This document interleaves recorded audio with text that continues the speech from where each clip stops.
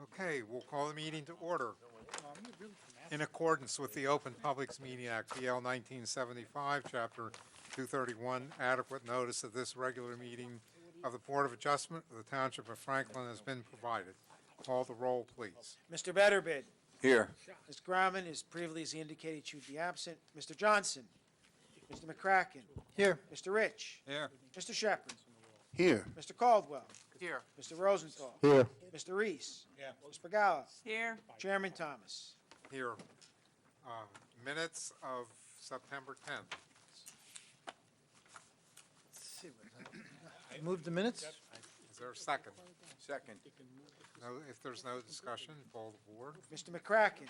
Yes. Mr. Rich. Yes. Mr. Rosenthal. Yes. Mr. Reese. Ms. Pagala. Yes. Chairman Thomas. Yes. Resolution, Simply Yoga. Do I have the right agenda? There should be a final agenda in front of you, yes. Labeled final? 3 It resolutions. does. That's right. Simply Yoga, ZBA 14-00018. I move to accept. Let me tell you, Mr. McCracken, Mr. Caldwell, Mr. Rosenthal, and Chairman Thomas are eligible to vote. Not me? She has you as no vote for that. Well, you're never here. You're never here. I was here for all those meetings. That's crazy. All right, well, it doesn't matter. That's bizarre. And She could be wrong. we still need a second. I'll second it. I don't know how anybody could miss you. Mr. McCracken, Yes. Mr. Caldwell, Yes. Mr. Rosenthal. Yes. Chairman Thomas. Yes. Choma, ZBA 15-00. You can vote on this one, though, Bob.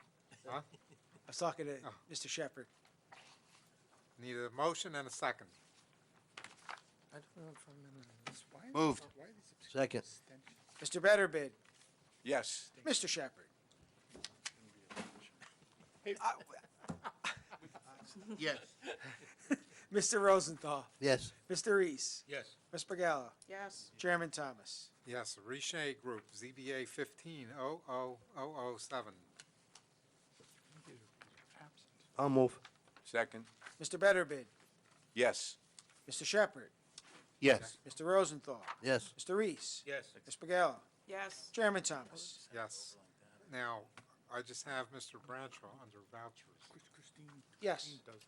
Is there an amount?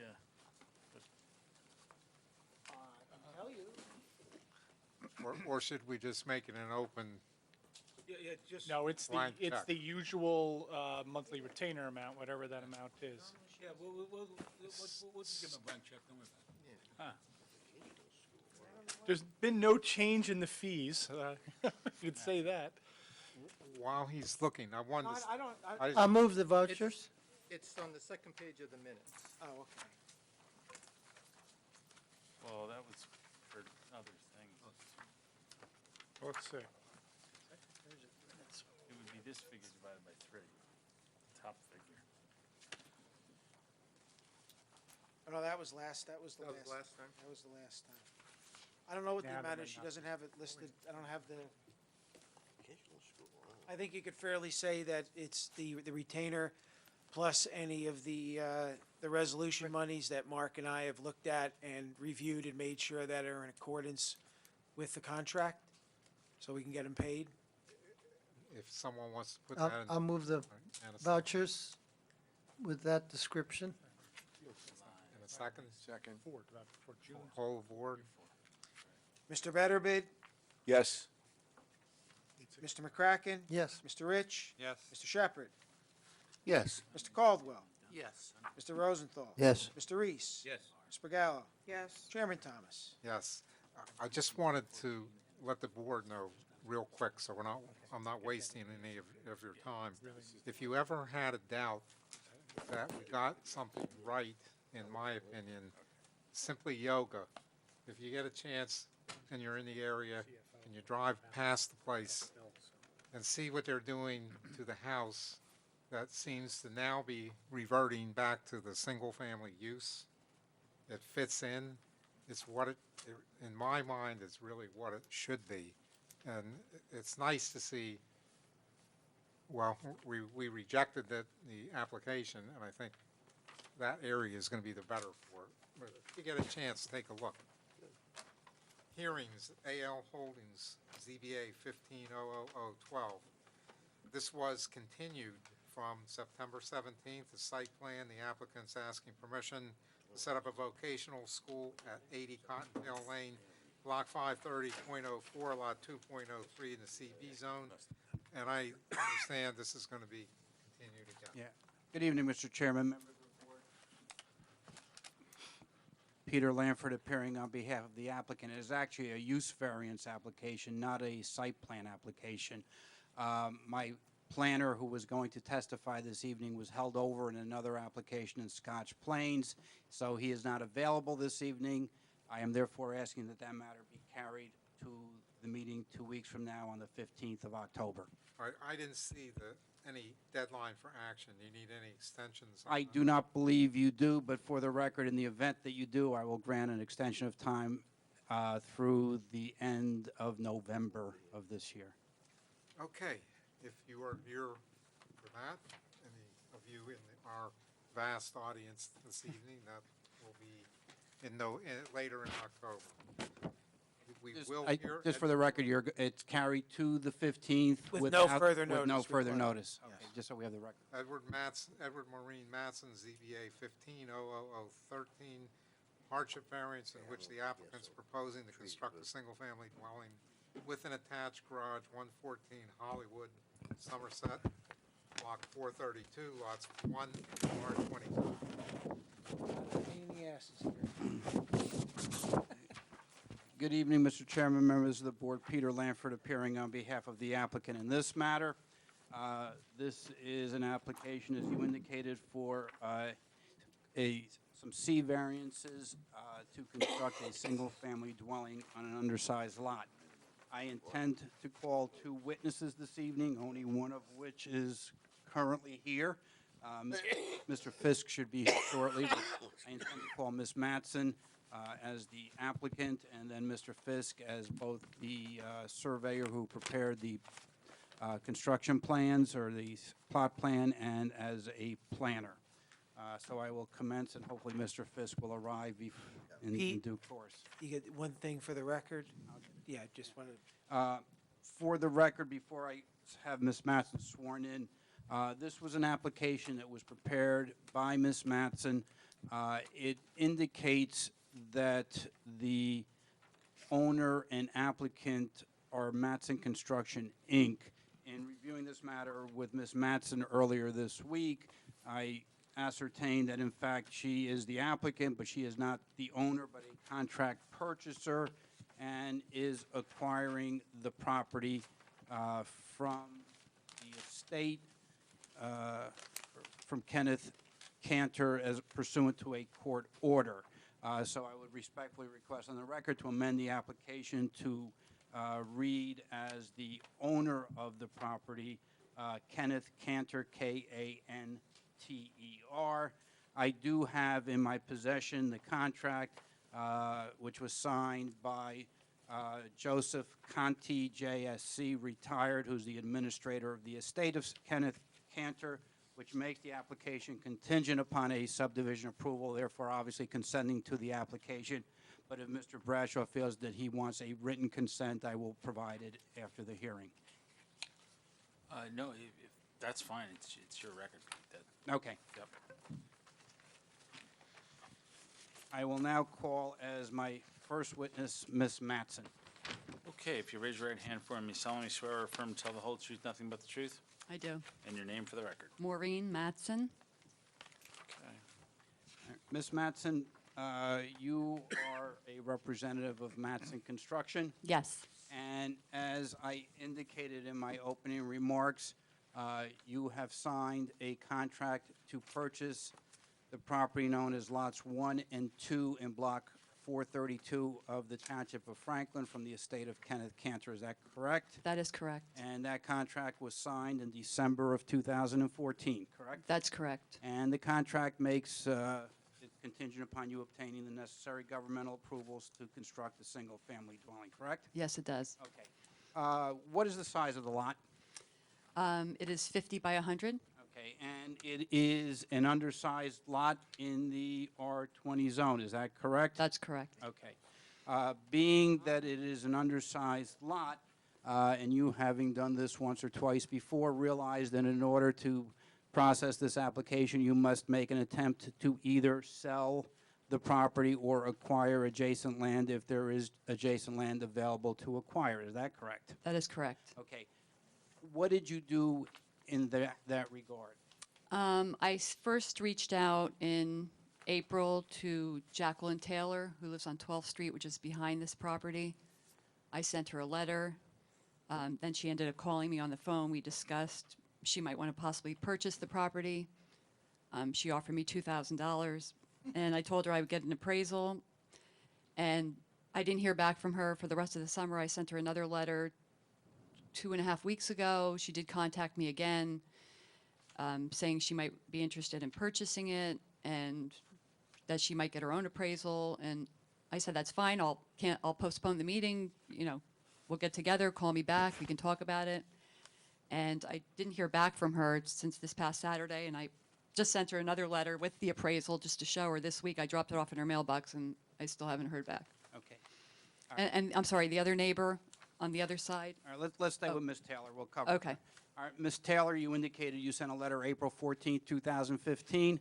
That's correct. Okay, and that letter was not a certified letter as was required. It was just a regular letter. Yes, Okay, and then on September 18th, you sent her a certified letter and letter by regular mail. that's correct. And this is the letter that you sent to her on that date. That's correct. Good evening, Mr. Fisk. Are you marking that letter? Yeah, I'm going to mark them both. Okay. I'll mark them as A1 and A2, and I also have I'll save the green cards for later. Okay.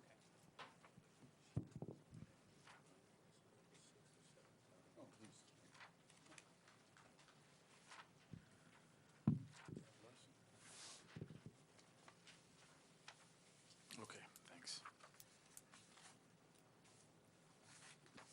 Now, the other neighbor, which is the property on Hollywood Avenue, is a property owned by individuals named Levesque and Sannon. Is that correct? That's correct. Okay. Can you indicate to the board any discussions that you may have had with them with respect either to the sale or purchase of property? Yes, we did stop over there. I did myself several times and had discussions with the owner, both the husband and the wife, about purchasing a piece of property to make my lot a little bigger. And also, you know, if they wanted to purchase my lot. The wife seemed a little interested, but the husband didn't want anything to do with it. So I approached him. We approached him again at the end of the summer, and then I sent him the letters, and I haven't heard anything back. Okay. And you did send them, as required, a certified letter to Mr. Levesque and Ms. Sannon dated September 18th, 2015, correct? That's correct. I will mark that as A3. Okay.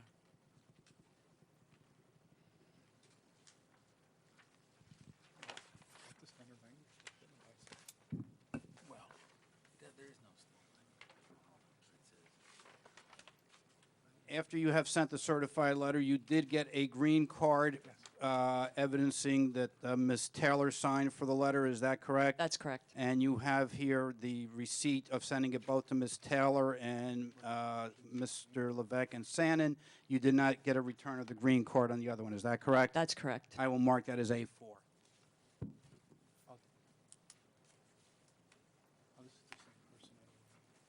Yes, it is. That's what I'm saying. Okay, thanks.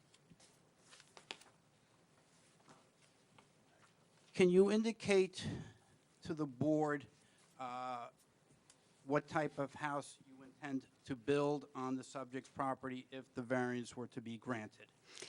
It is a house that is 24 by 40, approximately 1,700 square feet, 3-bedroom, 2.5 bath, 1-car garage. Can I just interrupt you, and I'm sorry. Can we just put a closure to that, the buy-sell, and see if there's anybody here that just wants to talk about that issue so that we don't hear about that in the end? Okay. Is there anybody here from the public that wants you address the issue I guess it's only selling, right? Or buying, rather. It's not a sell. You can't sell, can you? So you can sell, I can but sell. then it pulls it out of conform. Okay. Right. Come up, sir.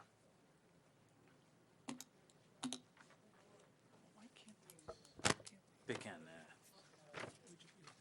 If you want to talk, you got to go up to the mic and identify yourself, because there's This a mic record. over. they can't. Right here. Why can't, and if they sell it, we'd have to get subdivision, so what? I don't know. We still have to make the attempt, right? To buy the additional. I don't think, you can't, you don't have to pull a property out. Have to turn it on Fix the somewhere. microphone. Where's the microphone fixer? Oh, there he is.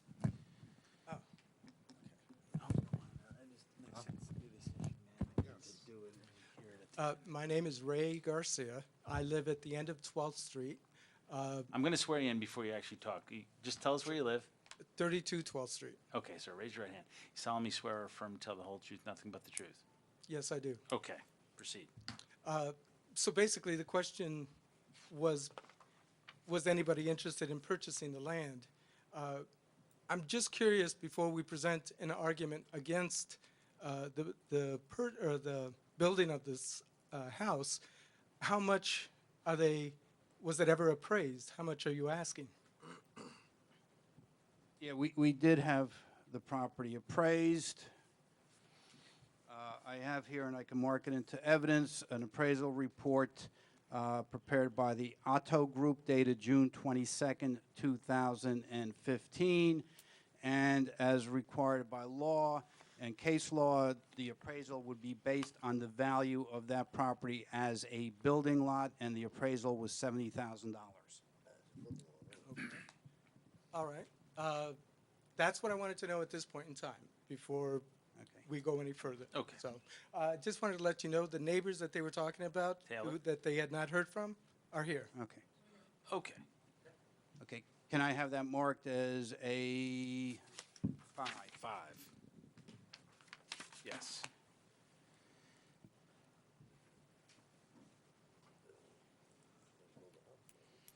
Okay.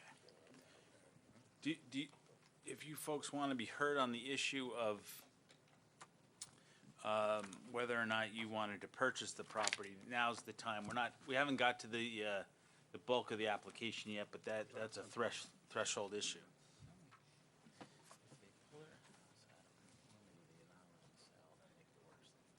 Yes, we were not awarded the opportunity because I think they purchased the land on, Let me- oh, yeah. okay, Carl Levesque, 120 Hollywood Avenue. Okay, sir, raise your right hand. Do you solemnly swear or affirm to tell the whole truth, nothing but the truth?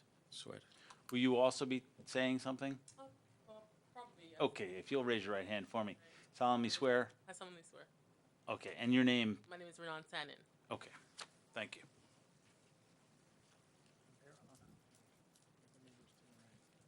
Yes, yes, I believe the land was purchased on a estate sale, which we weren't aware of, and which I'm sure it was sold for less than what it's appraised at.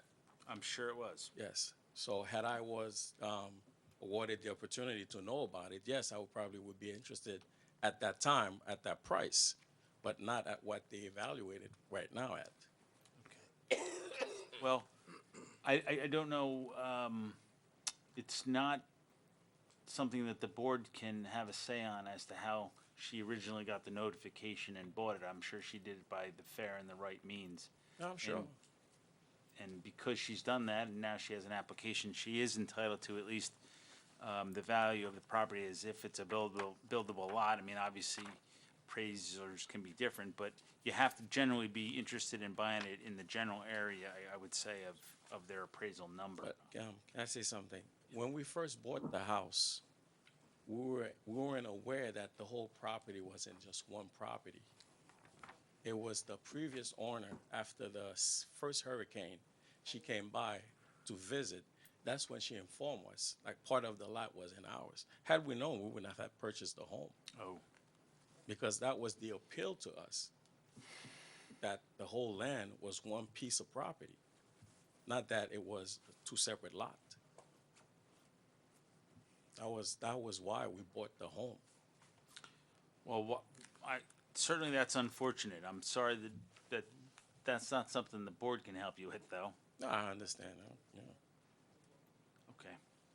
So, but at the approximately $70,000 figure, you wouldn't have any interest in buying that property? It's too high. Okay.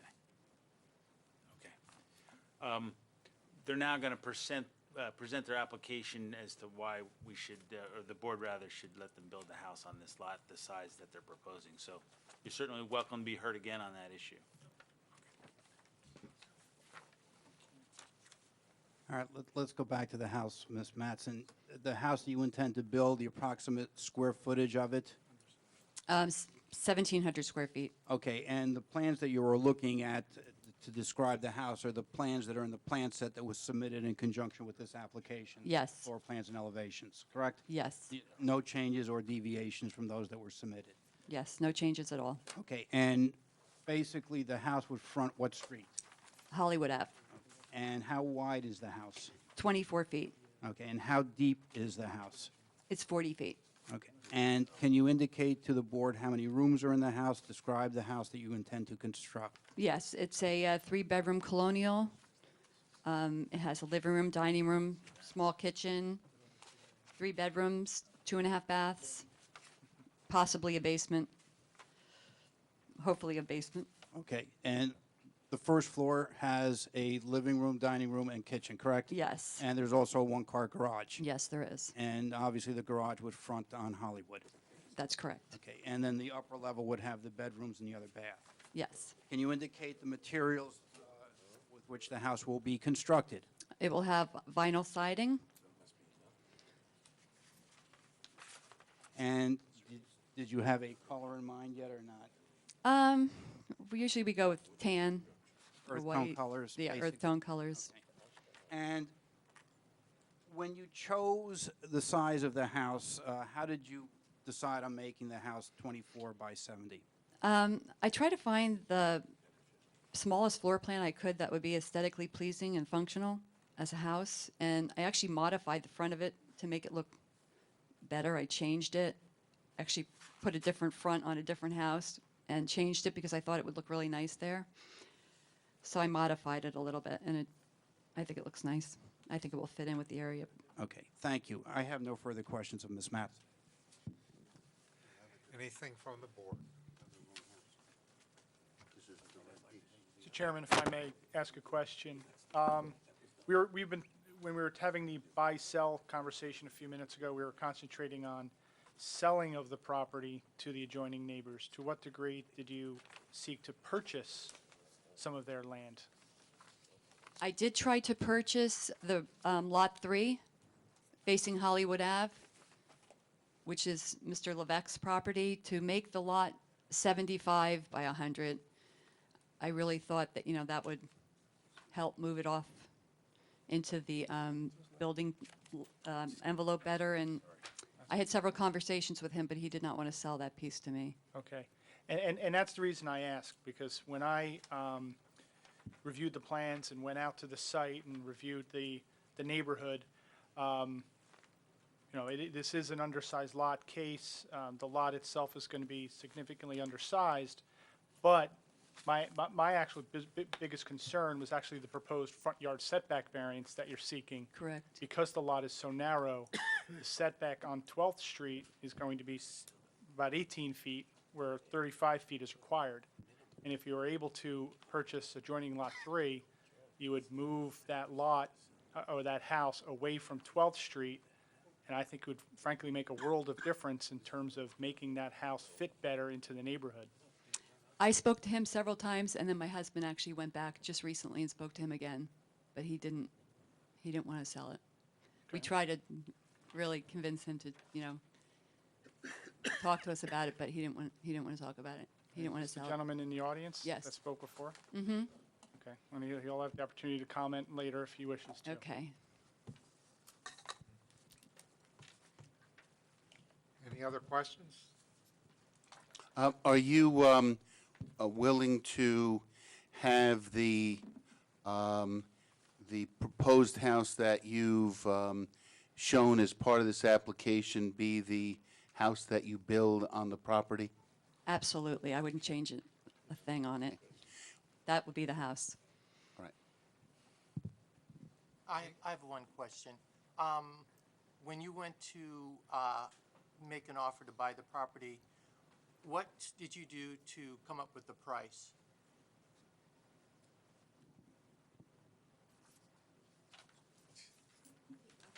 The price, the appraisal price? The appraisal price? No. Oh, when you I said you purchased ma- the property? you said you made them an offer to buy the property.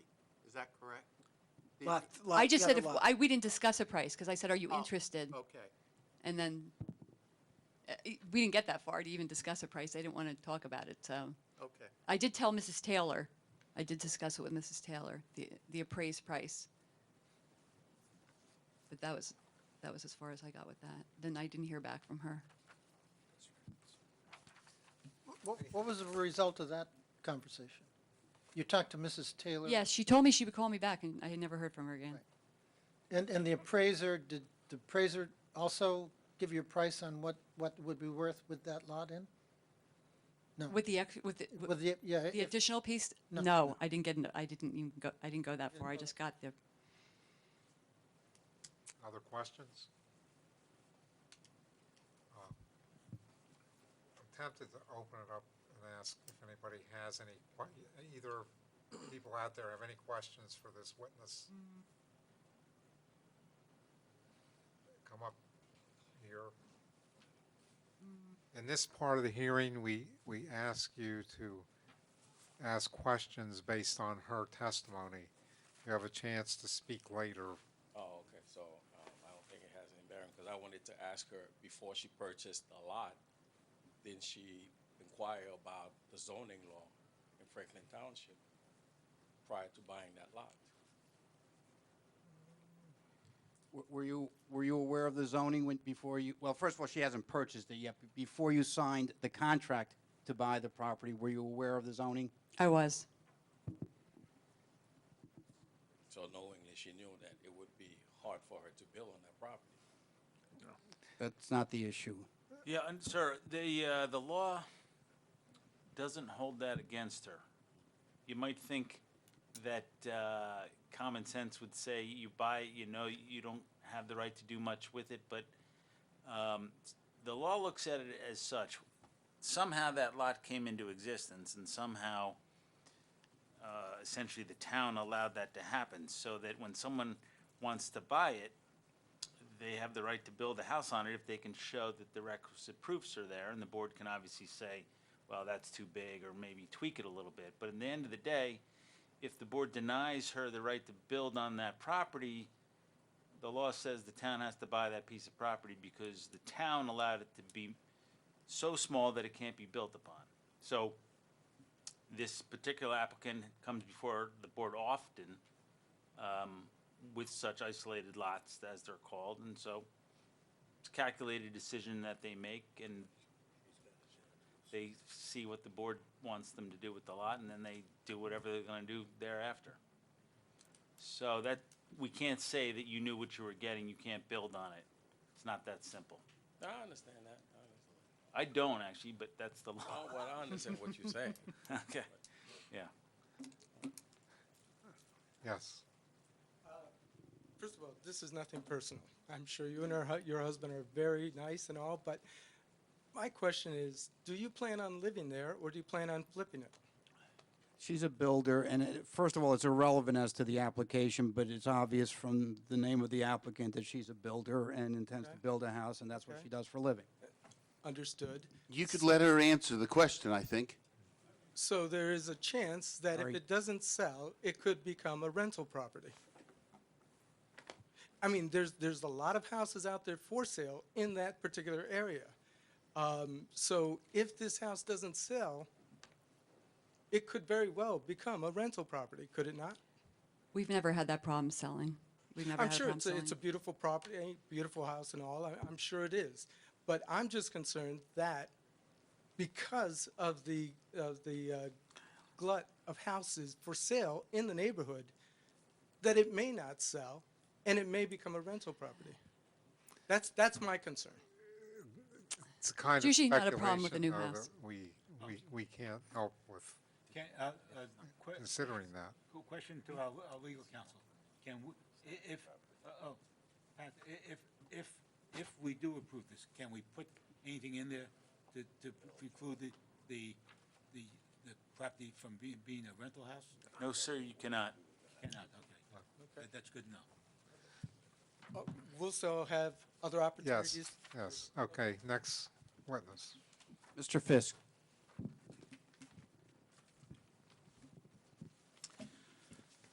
Good evening. Solemnly swear or affirm to tell the whole truth, nothing but the truth?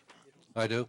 Okay, and your name for the record. Stephen with a PH, M. Fisk, F-I-S-K, 631 Union Avenue, Middlesex, New Jersey. I'll be testifying as a professional planner and land surveyor. Mr. And you're licensed here in New Jersey, right? Yes, I am. We've seen you here before. We accept him as a planner. Okay, thank you. Mr. Fisk, you were retained by the applicant to prepare a plot plan in conjunction with this application and also to present to the board some planning testimony in support of the bulk variances that we are seeking. Is that correct? Yes, And in preparing the plot plan, did you do a title search and did you research the history of the subject property? we did a deed search and obtained a current deed for the property and also the prior deed. And I found that in 1970, this property was acquired by the Township of Franklin on a foreclosure. And they held it until 1979 when the township sold it to a private party named Lara.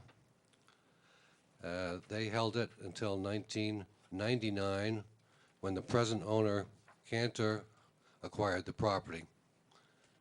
And that is the present owner. So originally the township did own this property and put it up for sale or auction, and it was acquired by private parties at that time. Okay, and at no time was it ever part of either of the two adjoining parcels that you can tell, as far as you can tell? As far as I can tell, back to 1970. Okay, thank you. Now, can you describe the subject property? Well, this property is in a generally older neighborhood of mostly 30 to 50-year-old dwellings. Most of the dwellings in the neighborhood are split-level dwellings, some ranches, a few two-story dwellings. The split levels are mainly classified as 2 stories in the tax listings. It's in the R20 zone, which is single-family, requiring normally 20,000 square feet and 100 foot of lot width. However, on corner lots, that requirement is 26,000 square feet and 130 feet wide, which applies to this property. This property is 5,000 square feet, 50 feet wide by 100 feet deep. Testimony has been offered regarding the buy-sell offers. It should be noted that both of the adjoining lots are also undersized, with the lot on 12th Street, lots 32 through 34. And by the way, I'll be referring to lot numbers and directions that you could see normally easy on the vicinity map and key map on our sheet 1 of our plan. That property on 12th Street, lots 32 to 34, is only 7,500 square feet. And the other adjoining property on Hollywood, lots 3 through 8, is 15,000 square feet versus 26,000 required. So even if a deal was made to acquire the 25 feet or more additional on Hollywood to make this lot more conforming, it would require a variance for the existing lot, but it probably would be a better solution.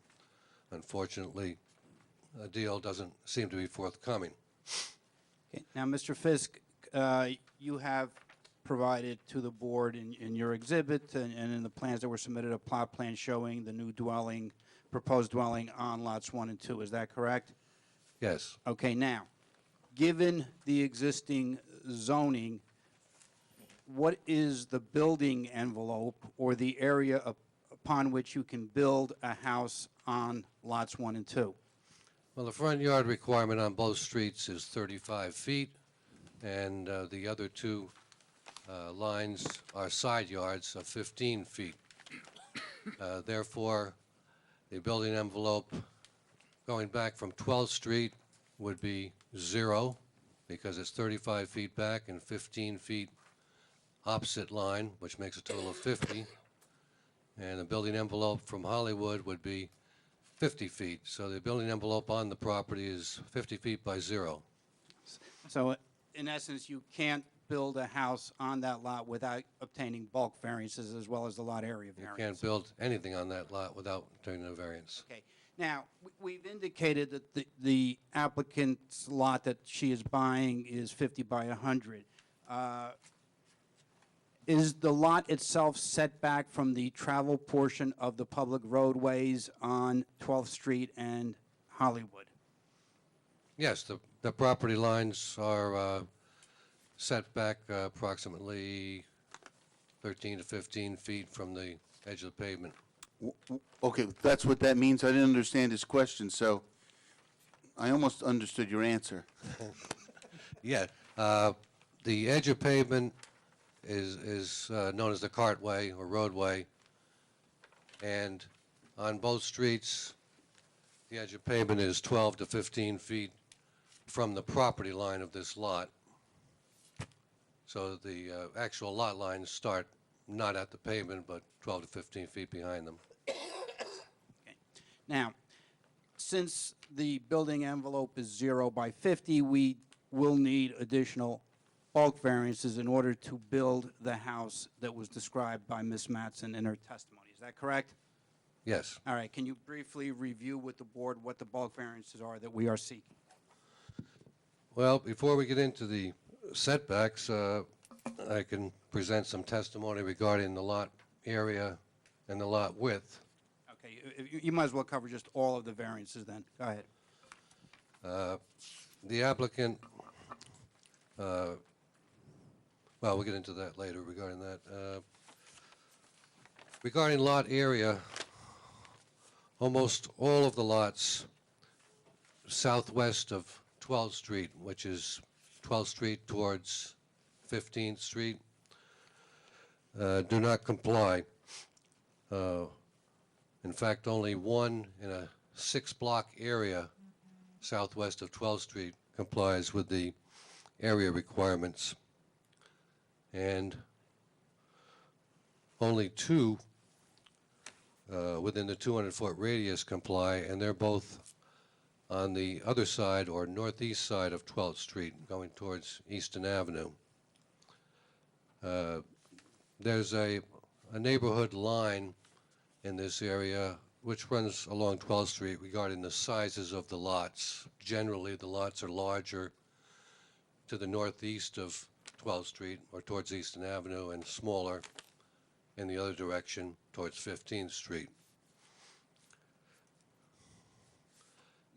But in this particular block, for example, none of the lots conform to the required area. Can I ask a question now, Mr. Fisk? You're saying that none of the other lots conform. Can you tell me how big the other lots are? Yes, I can. Can you do that, please?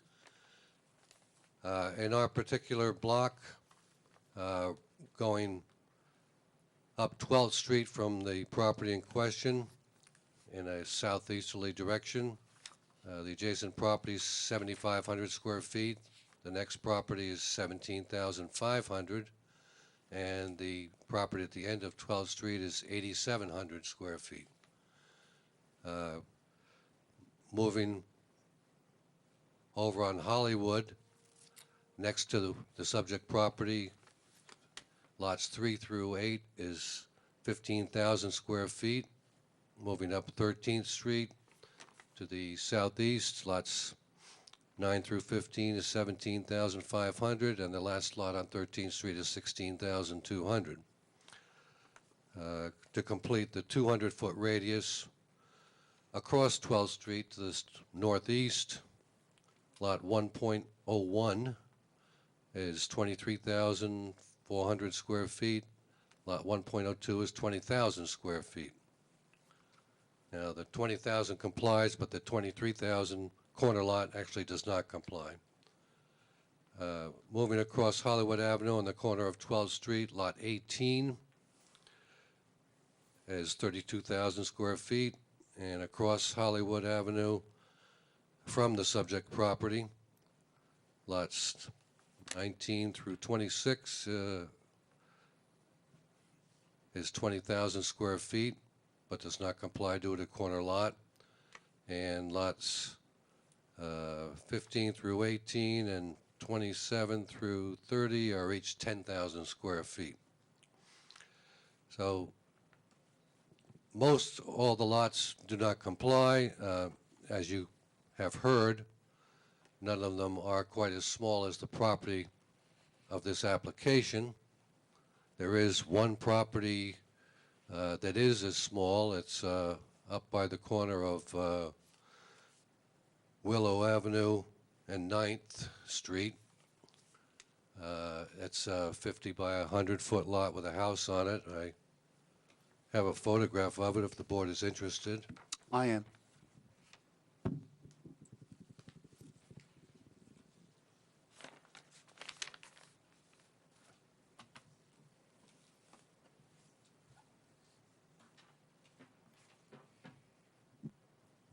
That would be A6, right, Mr. Bradshaw? Yes.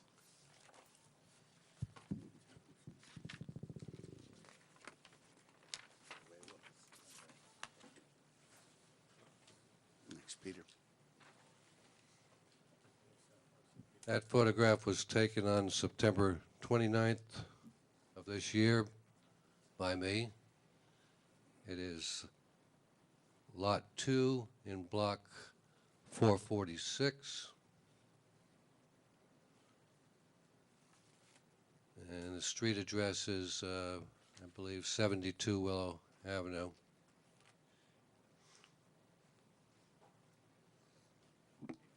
Without belaboring the issue of variances, is it fair to assume that most of the lots that you refer to that are in fact undersized, especially the ones that are 10,000 or less, would also have, in addition to the lot area variances, dimension variances that are attendant with those lots? Basically, yes. The one goes with the other because almost all the lots are 100 feet deep. There are 5 lots in an area within 400 feet of this property that are only 75 feet wide or 7,500 square feet to get into the lot frontage also, and one at 8,700 square feet. The other ones are 10,000 square feet or more. And Mr. Fisk, with regard to A6, how many, can you estimate how many square foot house that is? I don't have that number right offhand, but I'd just be guessing. We did an application in 2009 next door to that property before this board. I don't know how many members were here at that time. Most. I believe that there's probably around 1,500 square feet or more in that house. I don't have the number accurately. I do have other numbers in this neighborhood for square footages for you to do a comparison with. Okay. That are much closer. For example, I have an exhibit that I can give to the board which shows the square footages where they are available on the tax rolls. Some of them were not listed. Shows it within the area of influence here. I have 4 copies. They're all the same. I'll mark that A7, Mr. Bradshaw. This is a copy of the tax map of the Township of Franklin with your notes or markings written on that tax map? That is correct. I have circled the square footages that are listed in the tax listings, and I have noted on that sheet that the floor area of our dwelling is 1,598 square feet. Now, all of these numbers, to the best of my knowledge, are without garage. That is normally the way the floor areas are listed. Okay, so, and the garage is, what does that add to it? It depends whether it's a one-car or two-car. Well, we got a Normally one-car. about 200 square feet for a one-car. Okay. And it could be 400 square feet for a two-car. Yeah. So the house, the proposed house, including the garage, would be 1,700 square feet? It would be about 1,800, a little over 1,800. But the numbers on this sheet that you're looking at are without garages on the tax listings. And as you can see, in the area all around our property, ours floor area will be the least. We're putting in a smaller house based on a smaller lot. Okay, great. Now, Mr. Fisk, with respect to our site and the house that we are proposing, if we can just get on the record the bulk variances that we will be seeking if the board were to grant an approval.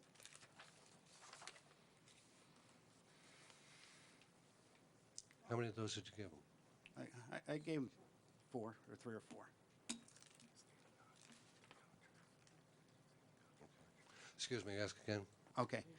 With respect to our application and the house that is shown on the plot plan that is being proposed to be constructed by Ms. Mattson, can you just briefly review the bulk variances that are attendant to our application?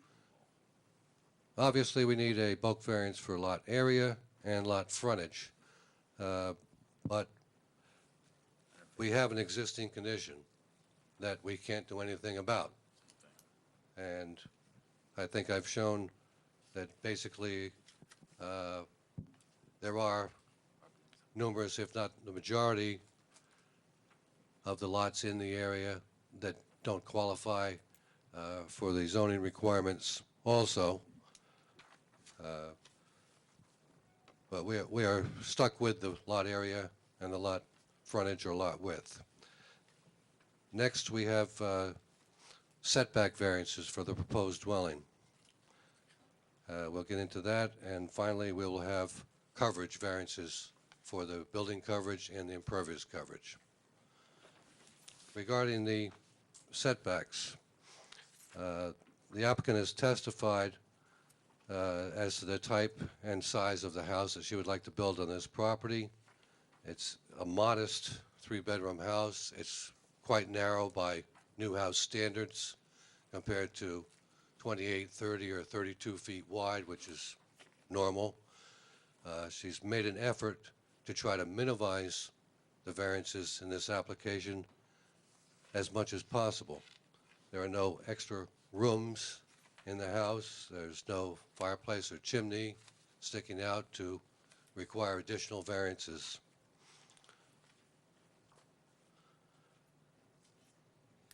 We've placed this house on the property in a manner trying to also minimize the impact to adjoining properties in the neighborhood. We've set the side yard on the right facing the property from Hollywood at 8 feet versus a 15-foot requirement, which is enough to get around and maintain the building. And one of the reasons we feel that that's an adequate side yard in this case is that the property next door, the dwelling is 51 feet from the property line. Therefore, the two houses will be 59 feet apart. And being as that particular lot next door is 150 feet wide and is already undersized, it's unlikely that any more construction is going to take place closer to this property. So we have what we consider a good buffer on that side. We are maintaining the 35-foot setback from Hollywood Avenue. We are maintaining the setback opposite Hollywood Avenue of 15 feet. In fact, the house will be 24.8 feet from the next property on 12th Street. Okay, that's what you mean by the opposite. Yes, no, but normally you might think it's a rear yard. But it's a side yard setback because it's a corner property? Correct. In Franklin, there are no rear yards on corner properties. Right. So even though it's the rear of the house, it's a side yard. The biggest problem, as we all know, is the setback from 12th Street. And that is dictated by the width of the lot, the side yard we set on the right-hand side off of Hollywood, and we have a remaining distance of 17.8 feet. Now, it should be noted, and I have another exhibit that we can pass out, which shows some lot areas which I already have testified as to, and it also shows some distances to adjoining properties and front setbacks in the area. That would be A8.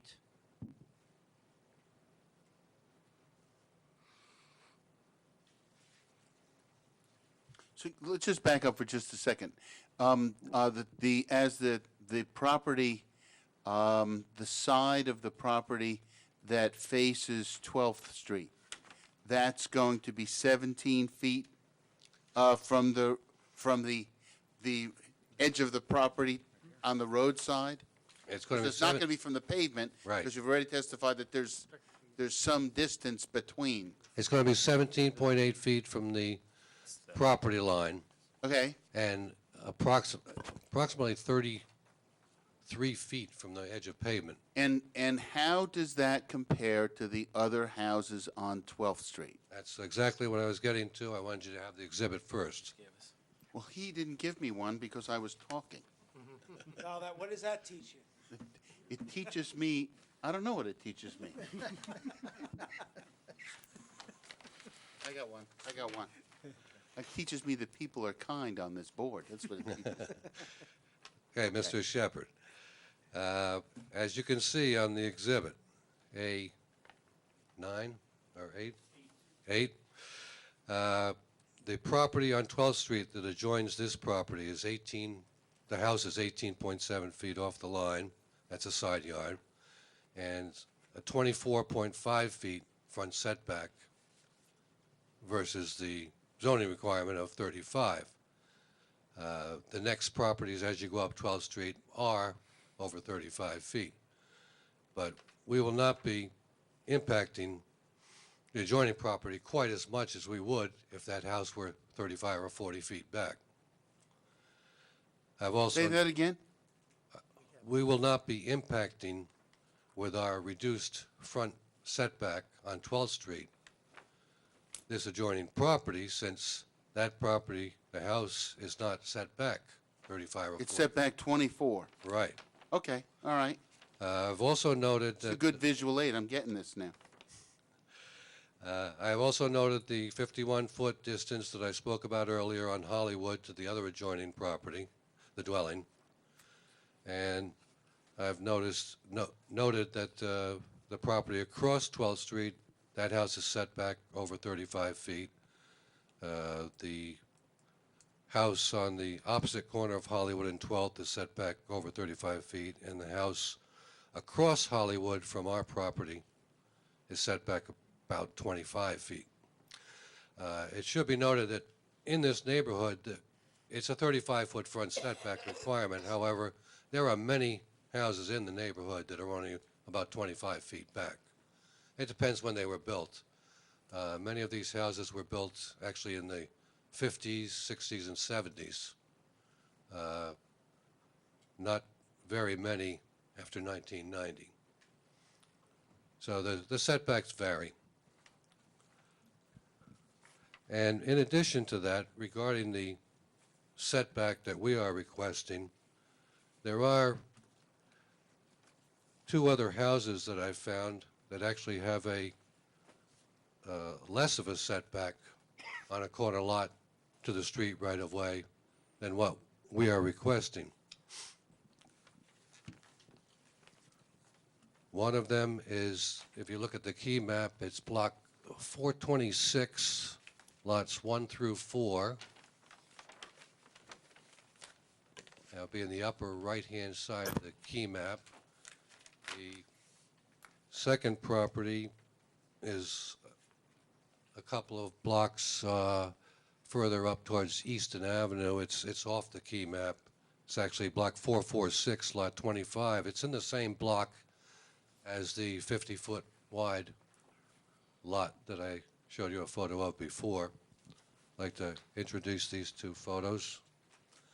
Those two have houses that are actually 15 feet from the right-of-way. I will mark those A9 and A10. And I only have one photograph, so I'll start it at one end and we could pass it down.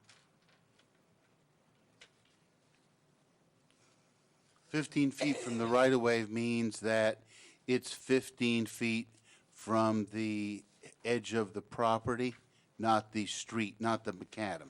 Correct. Okay. Now, in addition, I'd like to introduce a photograph I took on September 29th this year of the property in question, showing a view through the property up 12th Street and to the right, showing a substantial fence, which is acting as a very nice buffer between this property and lots 32 through 34 on 12th Street, which is essentially the property that we would be impacting the most. I will mark that A11, Mr. Bradshaw. It's this one we're marking A11?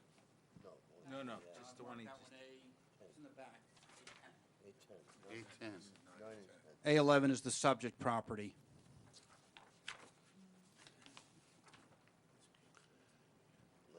Now, you will note that in that photograph, you can see the numerous trees that are presently on the property. The applicant would be trying to preserve any trees that she could on the property, especially at the end toward lots 32 to 34 on 12th Street. In addition to that, and the comments have been made in the memorandum from the township officials, we will be trying to plant as much as a buffer and additional trees in that area to mitigate the variance that we are requesting. Thank you, Mr. Fisk. I have a question. With regard to the trees, you're talking about saving them, but they're all in the limit of disturbance on the soil erosion plan. So how would you, are you going to demarcate them on a revised plan? If we have to take them out to do the grading around the back of the house, which may happen, what we're going to do, we can stipulate that we will replace them in that area to create a good buffer. In fact, instead of just shade trees, the applicant could, if the board would like to make a condition, put different kinds of landscaping there to solidify that buffer even more. Okay, so you won't save the trees? Probably it would be difficult to save more than maybe the one or two cedars at the end.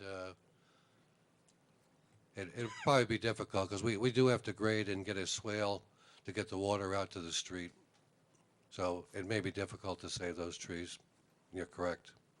But we will replace them. We'll have a landscaping plan. It'll be part of any approval given by the board that will have to be reviewed and approved by the engineering department and township planner.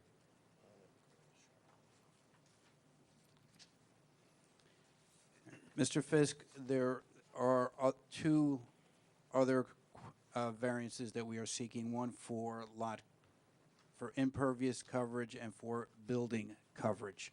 The impervious coverage in the zone is 29 feet, or 25%, I'm sorry, and we're proposing 29%, is that correct?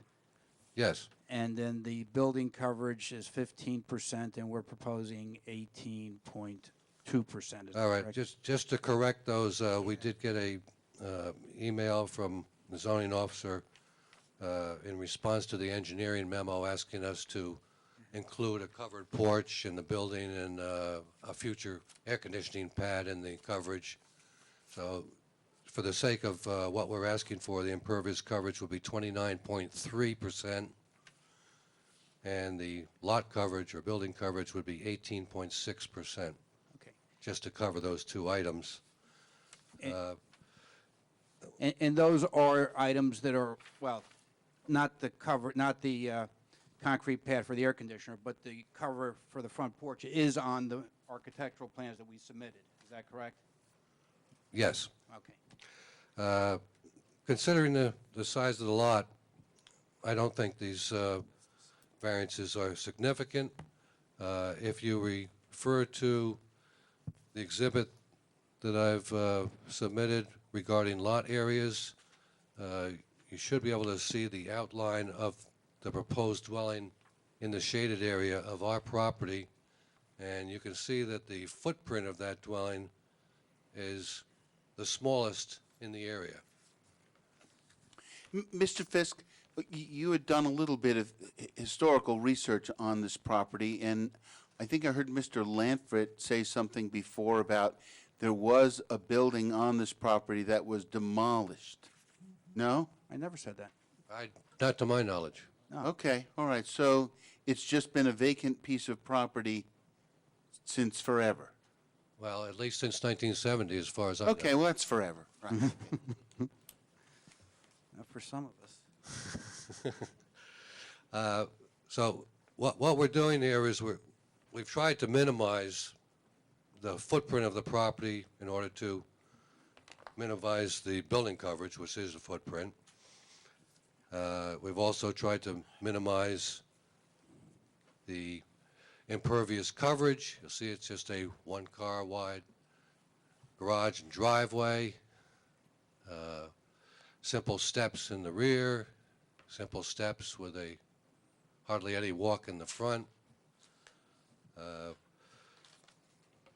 We had a previously approved application that I was referring to in 2009 on the corner of Willow and 9th, and we had a 75-foot lot on that particular property. 7,500 square foot. Oh, no, 75 foot in the front? 75 foot in the front, 7,500 square feet Oh. area. It was a corner lot also. And we did get some relief from the side street setback on that application. But what I'm getting at is, at that time, we also received variances for impervious coverage and lot coverage or building coverage. They were almost exactly the same on that 7,500 square foot lot as what we're asking for on this 50-foot lot, which relates to the fact that we're not trying to overdevelop this property. We've scaled down considerably all the dimensions and coverages that we possibly can. Now, just two other things. One, are there utilities that service this property? There are utilities. There's a public sewer in 12th Street, which this property will be connecting to. There is no public water. This property will have a private well. There is an ordinance that does require 20,000 square feet whenever you're lacking public sewer or public water. However, I believe that, to my knowledge, there's no problem with private wells in this area. And there was a memorandum from the health department which did not mention any problems with putting a well in. They just wanted it spotted on the property. Now, this is not a property that is somehow doesn't have access to public water and all the other houses do. So all of the surrounding houses are also on wells, yes? Correct. Okay. Now, before we go on to your conclusions regarding the variances, have you had an opportunity to review the staff reports that were generated in conjunction with this application?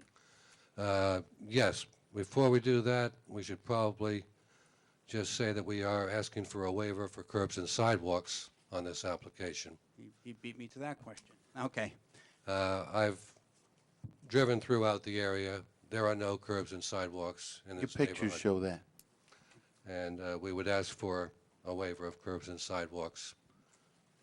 Okay. Now, as far as the staff reports, there was a report generated by Mr. Vega dated September 18, 2015, consisting of 4 pages. We can comply with everything in that report except for the curbs and sidewalks, correct? Actually, I think we can comply with everything because he says in his comment that we can request a waiver in lieu of putting them in. Okay. And, We can comply with everything on that memorandum. right. And you've had an opportunity to review Mr. Healy's report, and other than having not yet opined on whether this variance can be granted, all of his other comments, I think we have addressed concerning curbing sidewalk and our position with respect to that, the street trees that we will be replacing in kind. So I think we've addressed all of his other comments. Is that correct? I believe we have. Okay. Mr. Fisk, after having done an analysis, and a rather thorough analysis of the neighborhood and the area surrounding this property, have you come to a conclusion as to whether the variances that we are seeking tonight can be granted without any substantial detriment to the zone scheme and zone plan? Yes, I believe we can, and the granting of the variances would also not significantly alter the general character of this neighborhood. Thank you. I have no further questions. Anything from the board? Mr. Chairman, just one quick note. Typically, both boards, if they do decide to grant the waivers for the sidewalks, that what is required, and the board has consistently done this, is the amount that it would have cost to put the sidewalk in is paid into a sidewalk fund for the township. And my client is agreeable to that, and that can be made a condition of approval. We've discussed that already. Any other loose ends? Is everybody on the sewers all connected, all the rest of the houses in the blocks? To my knowledge, they are connected to sewers. I don't know of any septics in the area. Okay. Other questions? Just a few questions, Mr. Chairman.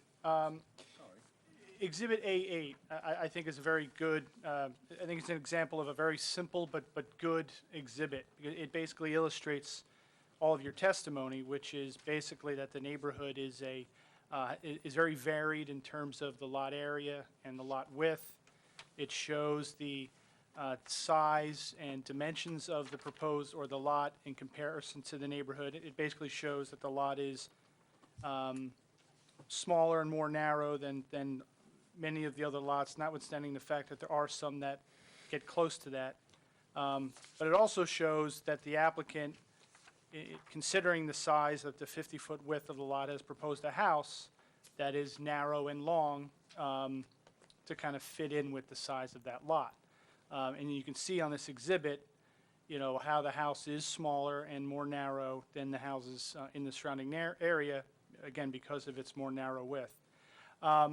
But I think it also illustrates my concern that I raised before, or the comment I should say I raised before, which is if the applicant was able to acquire Lot 3, you can almost visualize, you know, the house sliding in, sliding over and away from 12th and kind of fitting in that much better with the neighborhood. So I kind of use that as a long introduction to see if, I think we had opened, we are going to have to open up to the public again, and to see if that Lot 3 issue, if the neighbor has any interest in selling that to the applicant. I think that would have the biggest, absolutely the most effective way to minimize any impacts. If that is not possible, I think there are two ways to minimize the impacts. The applicant has already agreed to replace the trees along 12th Street. I think that will at least minimize the impact to some degree. And a question for the applicant, Ms. Mattson, the side of the house that would be facing 12th Street there's a lot of blank wall space. Can you approach your architect and see if there's a way to make that a little bit more presentable, maybe more windows, so that neighbors won't be looking at a long blank side of the building? That's not a problem. I can always add windows. Okay. That's it, Mr. Chairman. Okay. I had one question about, you said that you'd like to have a basement, but The basement is going to be dependent upon soil testing and groundwater. We expect that we will have a basement there based on other tests in the area, but it could be prohibited. are most of the houses in the area have basements? I don't know, Yeah. but they were built a long time ago before this law was in effect. Other questions? We'll open to the public then, if there are any further questions you would like to ask either of the witnesses. And then if you would like to make a statement concerning the application, that would be your time to do that. Is there anyone who wants to speak?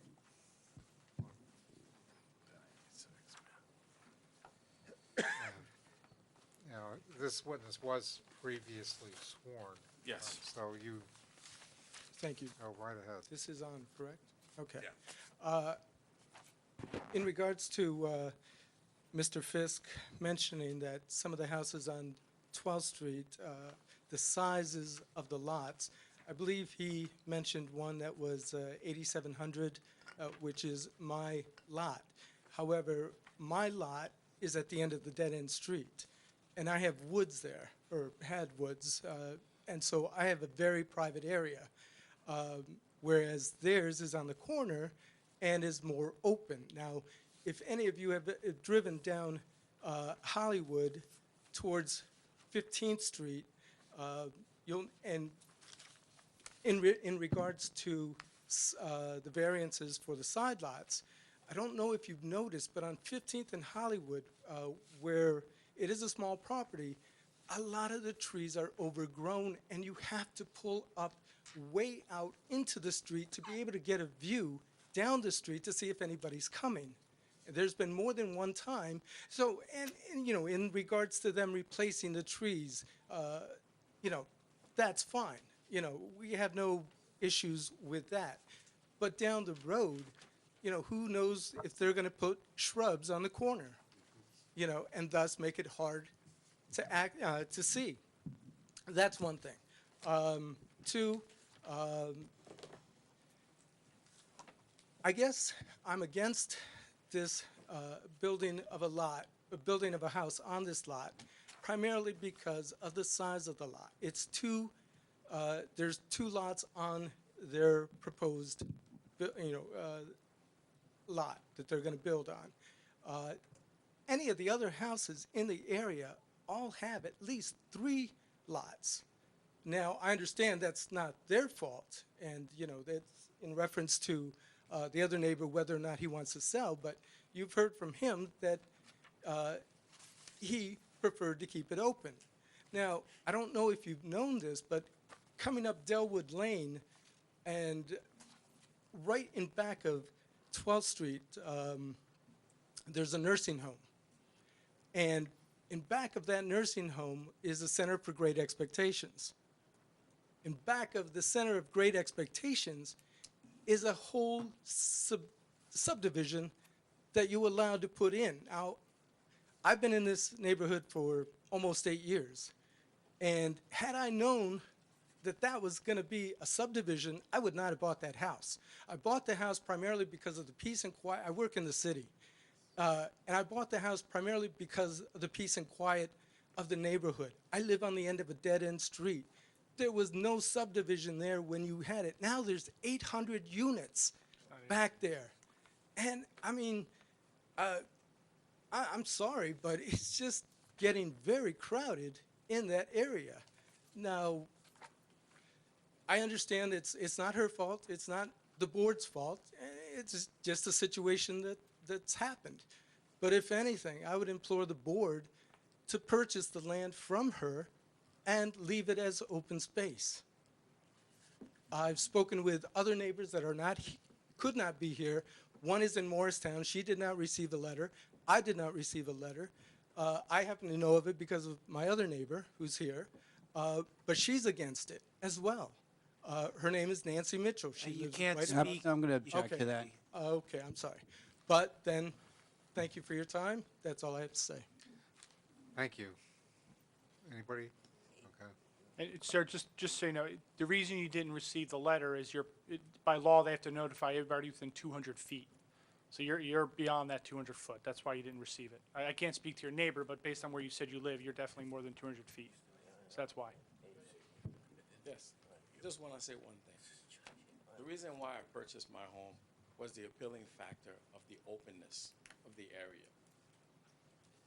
When I first came to visit the home, the first thing I told my real estate agent, I do not like busy street because of my kid that that we're planning on having children. We were planning on having children. So I said, I don't want a busy street. So she said, this home is a beautiful home. Come and look at it. When my wife and I got there, we looked at the property, we looked at the home, we fell in love with the area. And as I stated before, I was told it was one property. And that was the influencing factor why we purchased the home.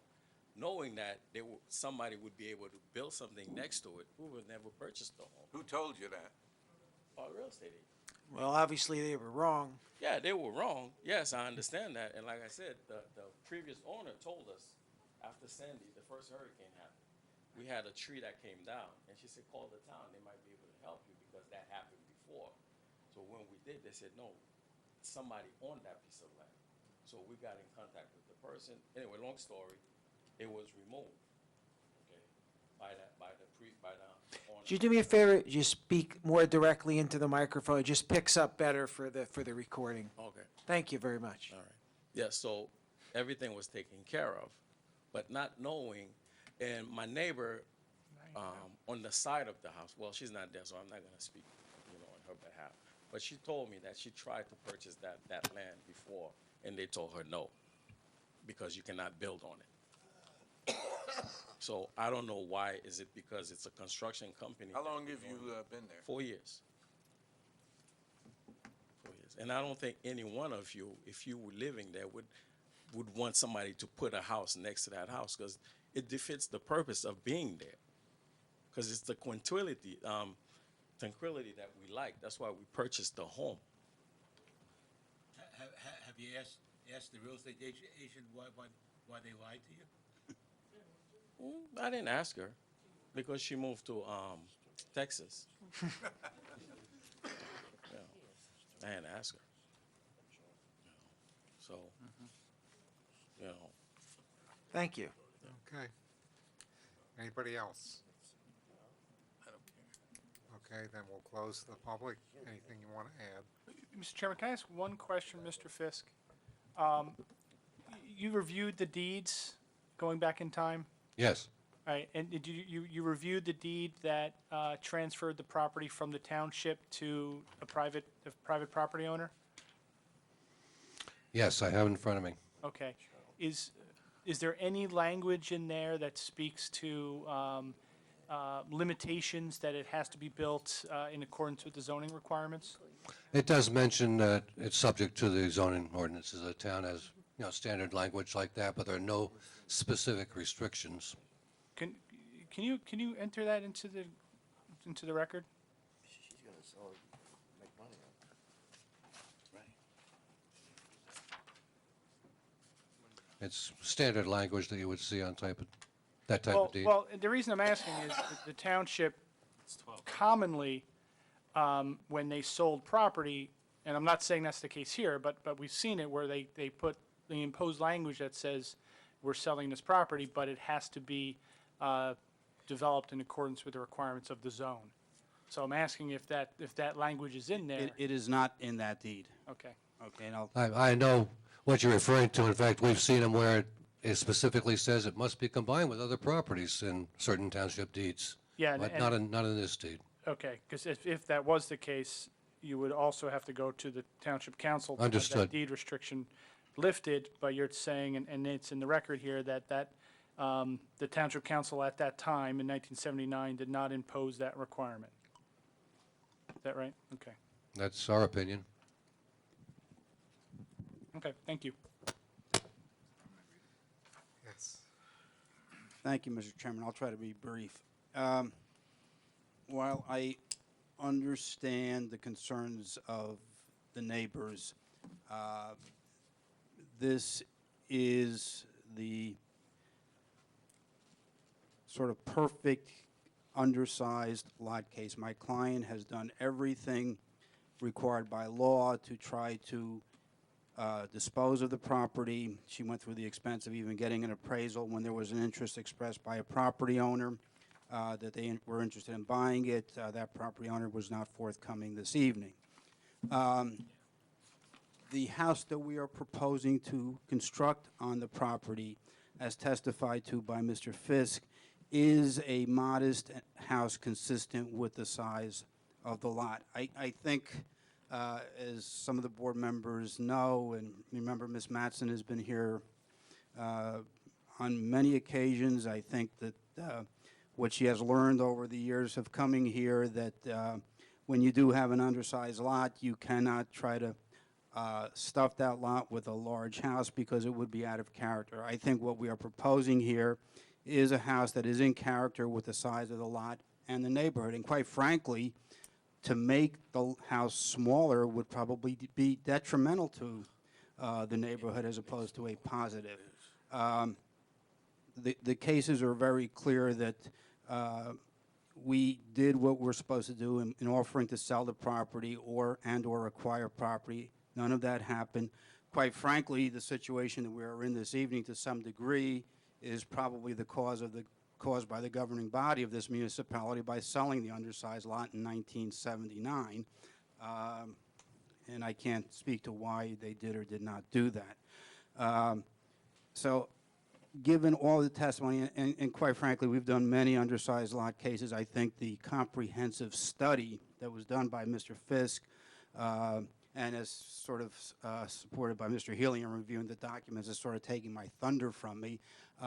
This is a classic case. The exhibits that we presented show the neighborhood and the character of the neighborhood and show that this house is consistent with and in conformance, given the size of the lot, with the houses in the neighborhood.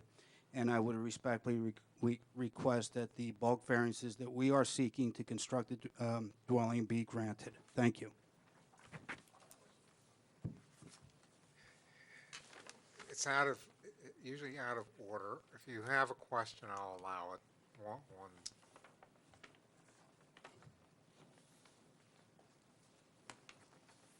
Question is to Mr. Fisk. He did a lot of studies. I was wondering what kind of effect will that have on my property value, that house that they're building on the lot? He's not a real estate. Well, his general answer is that it's not going to have a detrimental effect on the zoning plan. I take that generally to mean that it's not going to negatively impact your situation. So you could say it's gonna. Is it going to, I don't know if any of us can answer that. But usually it's a statement. Usually when they selling house, when you buying house, they look at the comps in the area. Depends on the buyer who would be buying your house, right here. Depends on the buyer who would be buying your house, whether they feel that they like open space and as a result they don't want to pay the price. So no one can predict it. Let me ask you a question. On the two lots that were in question, have you been taking care of the trees or Everything. Because I cut the grass? Yeah, everything. You maintain the property maintain everything. as if it's your own? Mine, yes. And when did you learn that you didn't own it again? After the first hurricane. After Yes. the first hurricane? Yes, and I continue to take care of it because I consider it part of my property. And, wow, okay. Along that line, on the appraisal that you got for 70,000, did it also indicate what the house would be worth once it's built, Peter? Now, the appraisal that was ordered is in conjunction with, the buy-sell of the property, and it is to determine the fair market value of a building lot. It doesn't appraise, or it doesn't indicate what it would be worth when a house is built. Any other comments or questions? Yeah, I have a comment. I understand that they've presented comparables, although not quite as small as this property. But my question is, I guess the town is sort of at fault for allowing this to go on for years and years. So my question is, just because we did it in the past years, why should we continue to do it in the future? Continue to do what? Let small, undersized lots like this. Well, build we, on. we do not, we do no longer sell undersized lots. Oh, I know, but there's a Unless- strewn of unless them they're all over town. There's a bunch of them. Miss Matson has been here. Well, most of them, most of the undersized lots that existed that you've heard weren't sold by the town. They were done prior to 1950 when things were, in 20 and 25 lots, and they were sold, and that was prior to zoning. So we didn't have any control over that. Probably this lot was created prior to zoning, and we took possession for it for some reason why we sold it. But most of them weren't done via subdivision. They were done prior to the 50s when there wasn't zoning. So if the town is required to buy the land back, if we don't approve it, I think the town owes these neighbors, I think the town owes it to them. I mean, this is a very, very small house, small lot. You can see it here. I can see his point, where the openness is now that he thought he had is going to be gone. And just because, as I said, we've done small, undersized lots in the past, doesn't mean we should continue to do them. I mean, there are some of them we should flat out turn down just because, 26,000 feet required, 5,000, it's 25% of the size that we require. Where's our conscience? Mr. Betterbit, if I may try to answer that, it's not a question of conscience, it's a question of law. You cannot have a piece of property that either now the deceased prior owner or my client, had she owned it, or any owner, has to own and pay taxes on and can't build on it. If the municipality feels strongly that this lot should not be developed, I mean, we'd be happy, as we offered to sell it to the adjoining property owners, to sell it back to the town if they were willing to buy it. But assuming that they're not willing to buy it, the owner of the property, whether it's my client or the old owner or somebody else, has a right to develop a piece of property. There's nothing in the law that says, hey, you got an undersized lot, tough, too bad, and you can't do anything with it but just pay taxes to the town. There are remedies. The remedies are either adjoiners buy it, we try to buy additional land, and we went through that exercise, and nothing happened. Again, if Franklin Township would like to spend $70,000 to buy this lot back, we'd be happy to sell it to them. Which we don't. But assuming that's not the case, then you can't say to a property owner, hey, guy, too bad. You have 5,000 square feet, and you can't do anything with it, but send us your quarterly tax bill and pay the taxes on the vacant land. The cases are very, very clear on that we have a right to develop that property. Oh, yeah, no, I know you have a right to develop it. It's just that it just does not come anywhere near meeting the standards that the town has set up. And it's so small, I mean, like even the 75 square foot, I mean, that is a larger size.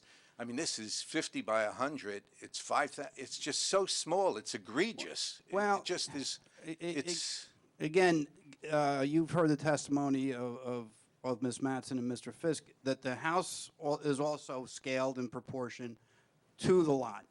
And in reality, we meet some of the setback requirements, both as to the one side and to the front yard. So what we've done is done the best we can with what we got. No, I understand. Yeah, and that's about all you can do. And there is nothing, there are a lot of houses in this community that are modest-sized houses on lots of this size in this general area and other parts of town that are on 5,000 square foot lots that are compatible and fit in well with the neighborhood.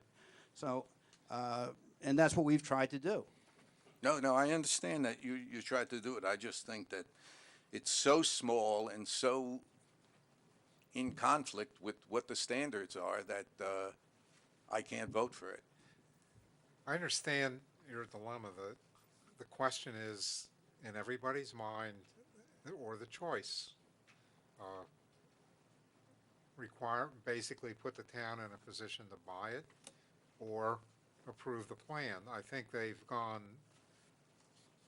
very far in terms of the plan to make it fit as well as it can fit in that sense. My concern is why the taxpayers should pay the $70,000 for a property for the rest of the town has no use. There's no real use for a playground or anything. Those facilities are already there. There are options available for the neighborhood, whether they could join together and jointly purchase the property and figure some way out to make it a common ownership or something and keep it empty. Still the option of the people bordering the property to buy it. I'm not sure how to approach it, but that's the choice that we have as a board. So I guess you need to be prepared to make that. I just had one other question. There's comments on a routing sheet about the taxes paid through the second quarter, third quarter due 8/17. Did those get paid? They have not yet been paid. We have just put the attorney for the estate on notice that they are delinquent, and we're asking him to pay it. That should be a condition of approval. I am sure that they will be paid. But, we don't pay the taxes. The retired judge who's handling the estate should be paying the taxes. And there's a lien on the property, and that's who's taking it? Yes, it's a lien on the property because the estate has not paid the taxes. Okay. Any other questions or comments? If not, we need to get a motion on the table. I move that we grant Mattson Construction the bulk variances that they are seeking to allow them to build a house on Block 432, lots 1 and 2, at 114 Hollywood Avenue. They will build the house that was submitted as part of this application. They will replace any trees that they remove as part of the construction project. They will place them around the perimeter of the property where or after any grading is necessary. Will grant them a variance for curbs and sidewalks, but will require them to pay the same amount of money into the curb and sidewalk fund. I think that was everything, right? They're gonna add some windows to the side of the house on the 12th Street. And they're going to add windows, some additional windows to the side of the house facing 12th Street. And I do believe that was all I wrote down as well. Yeah. Okay, is there a second? Second.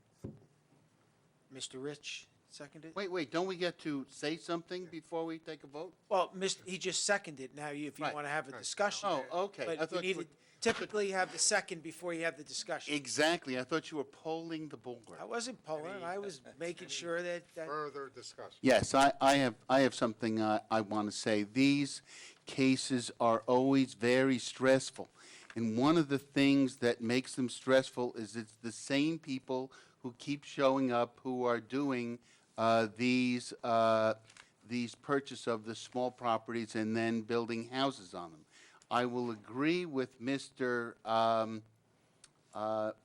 The attorney for the applicant that they have learned a lot since they've been doing this in Franklin, because this house is a much better fit than some of the other ones that I've seen. The sad part is that people have pieces of property that are very small, that they're located near, and they have been taking care of them as if they are their own, but in the end, they're not their own. And we have to decide whether or not this particular house fits well enough on this particular piece of property to be allowed. And I share Chairman Thomas's point of view and the issues that he raised about should the town be paying for this. But I think that the biggest problem is that they're purchasing it for one price, and then because of the way the law is that it's assessed as a building lot, and instead of being assessed as something that's the small undersized lot, that it makes it impossible once these things occur for the people who live in the neighborhood to buy them. And it seems very, very inequitable that they are able to come in, buy an undersized piece of property, and then get themselves an appraisal which raises the price to where the people who are living there can't then come up with the money to purchase it. So I also share the board's attorney's view on that seems to be an extremely screwy part of the law, but it's not really something that where I sit here I can deal with. Any other comments? It just,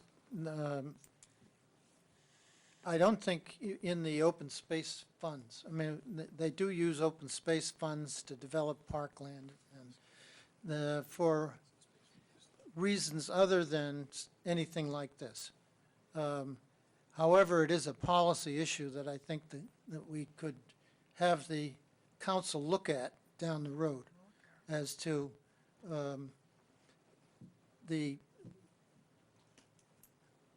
where those open space funds could come into play. No, well, let's just speak. Open space funds won't come into play here. I mean, this is not an open space acquisition. It's going to be open space. It's going to be for, open space. I mean, it'd have to have some scenic or environmental value, or it'd be to acquire it for a park. And I don't think the townships, I mean, they have many other priorities in terms of open space and recreation. It wouldn't be appropriate for them. This would, if the township was to acquire this, it would be out of the township's regular general fund. That's good, yeah. I mean, I think it's an integrity issue that's carries over from the original subdivisions way back. And that we haven't come up with anything that works. It's a tough issue, because I think these neighborhoods, and I'm sorry speaking, I know this is the time, but just so the board understands, I mean, we do have some of these neighborhoods, and I think Vince touched on it before, that were kind of laid out and platted before zoning even existed. So back in the day, they're all, and you can even see it on the key map that's on the plan, there are a whole bunch of these 25 by 100 lots, and before zoning, you could go in and say, okay, I'm going to buy a 125-foot lot, or I'm going to buy 3 or 5 or what have you. And then the township came in later in the 50s and put zoning in place. And then there are some situations, we see it here, and we see it over by New Brunswick, where again, these neighborhoods with all these little lots, how many years later now? 70 years later, you have these little remnant lots that never It never got developed. My guess would be the history of this lot is that it wasn't one of those lots that got developed by the people who purchased. It kind of sat there. The person, whoever owned it originally, didn't pay taxes. The township eventually acquired it for tax arrears, and then for whatever reason in 1979, they decided to sell it. And then here we are. This is the first situation in all of these lot area cases where the township was actually involved in terms of selling it. I think it's more just the general history as I described it, where, again, you have these neighborhoods and then you have these little lots here and there that just never So got when the developed for town, whatever when the reason. town decided I don't that know they how were, the township deals with that concerning the law. but when the township decided to put standards, they knew that there were little remnant pieces of They- lots all around the township. Yes. So by the lack of that, there is no solution, apparently they didn't give a hoot, or No. they just didn't think it out properly. Well, no, I mean, that's why this board exists, to some degree, that's why this board exists, and that's why there are variances. There's going to be neighborhoods where there's going to be situations like this, and you have to make the difficult decision about what to do about it. I don't know how the council can really address this by zoning.